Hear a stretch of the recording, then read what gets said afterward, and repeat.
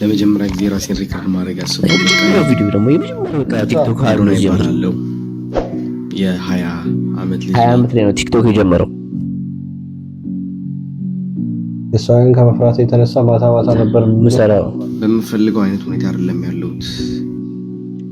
ራሴን ጠላሁት ይላል። መናገር አልችልም ነበር። አንድ ቀን ደግሞ እንደ ዶክመንተሪ ሆኖ እንደሚቀርብ እርግጠኛ ነኝ። እርግጥ እንግዲህ ታሪክ ማሳይበት ሊሆን ይችላል። አስባለሁ ማሪ አውቆታል። እኔም ነው ቴንክ ዩ እንግዲህ እበርከት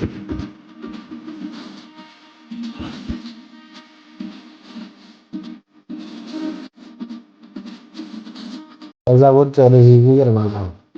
ወደ ፀሐይ ወጣ ይችላል ነላው ስማ